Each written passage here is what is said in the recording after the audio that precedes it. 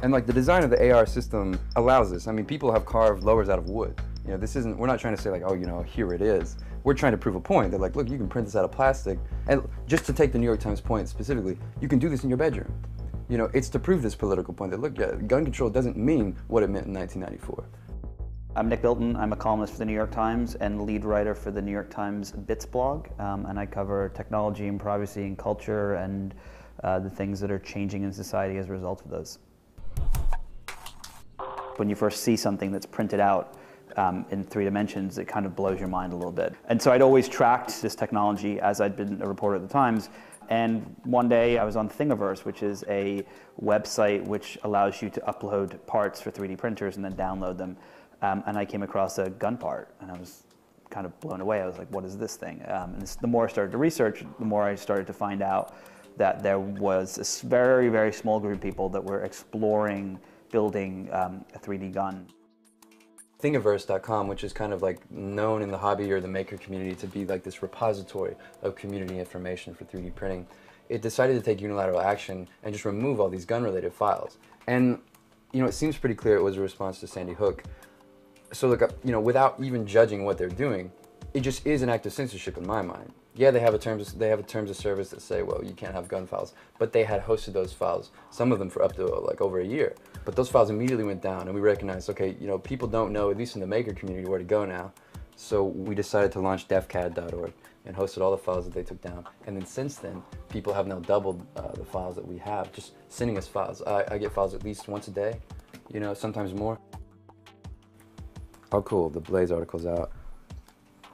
People rushing to download online blueprints. So it's like, you know, and this will only reinforce what's going on. So it's a piece about our site, defcad, talking more or less about how, you know, there's a virtual rush on, oh yeah, I posted this list of all the government visitors to our site.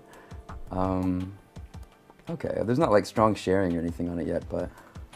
Cody Wilson had been featured in Wired, I believe, and then he'd also kind of made the news as his 3D printer had been taken away after he'd put a video online explaining what he was going to do.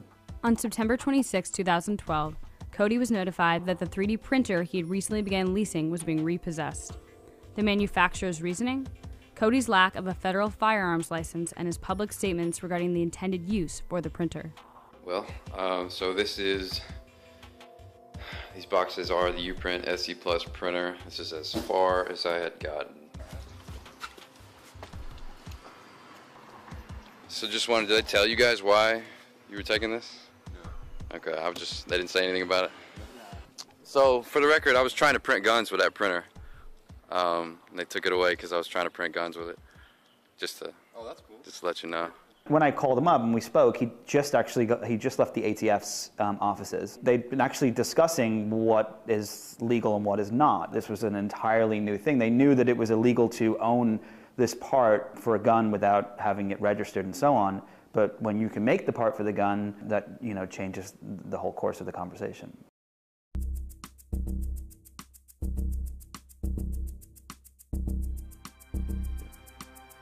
Okay, that's the best way to talk about it. This whole piece, you know, begins from an Aegis file that can be CNC milled into like a, you know, a metal receiver. It's just not built for being in plastic. So when we had fired our first one, we noticed a lot of give in the back of the piece. It was bouncing, it was flexing, and then the recoil of the gun tore right through this buffer tower. So we doubled the thickness all the way around. And we thought, you know, even marginally, that improves the strength, especially in the Odjet material we were using. I'm kind of out here with only 2 or 3 people helping in Austin. We concentrate our efforts on lowers, and like I'm just now starting with magazines. And in fact, the whole operation has like pivoted. I've got like 4 or 5 guys, really all the people that I know are talented in SolidWorks, working on high capacity magazines. It proves the point much better than the lower receiver does. You can't ban a box and a spring. This is a Colt M16, a printed high capacity magazine.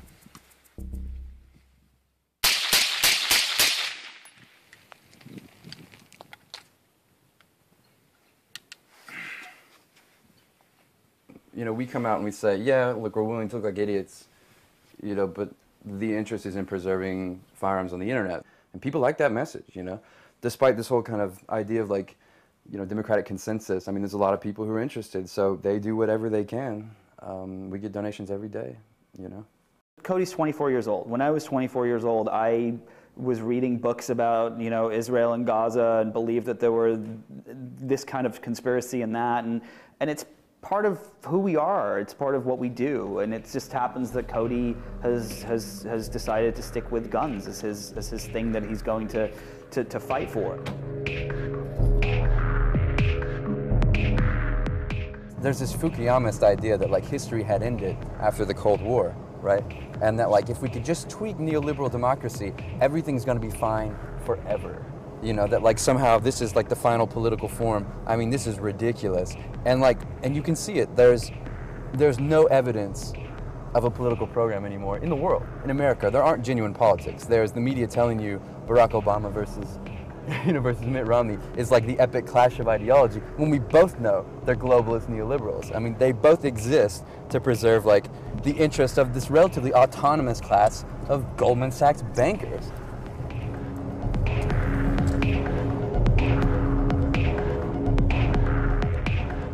You know, he believes that he's doing the right thing, and that he is kind of perpetuating this kind of technology and looking at what it will be. But I also think that there is definitely a part of what he's doing for attention. I mean, the reader email I got on that gun piece was phenomenal, and a large majority of it was, why are you giving this kid attention? It's clear that this is why he's doing it. I don't remember a lot about my exchange with Nick, but it was like very matter of fact. He was like, you know, why? I was like, oh, you know, we believe it's worth doing. You know, the piece disappointed me a little bit. He's like, you know, now felons and children and the insane, okay, blah, blah, blah, you know, and this man wants children to have guns. I was like, all right, fine, you know, take the easy road, fine.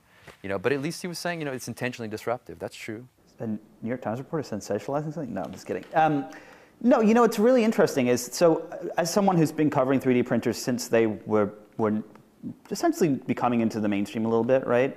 I have seen that the people that are interested in them are teenagers, and so my thought when I heard about what Cody was up to was the fact that the first people that are probably going to use these are going to be kids.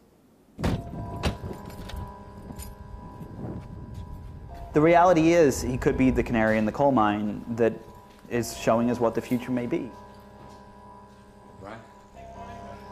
So we're at one of the service bureaus that helps us out, basically one of our printers north of Austin. We come here to prototype a lot of our designs. This one's good because, well, this particular printer is good because we can hop on this almost anytime we want.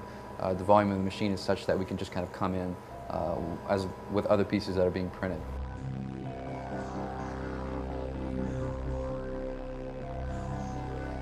I truly do believe that in the next decade, the majority of Americans will have a 3D printer in their home. I truly believe that.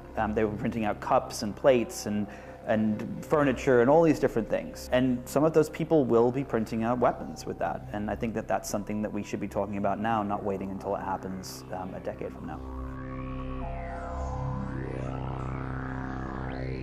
The science fiction writers that we all grew up, they imagine worlds where technology solves problems.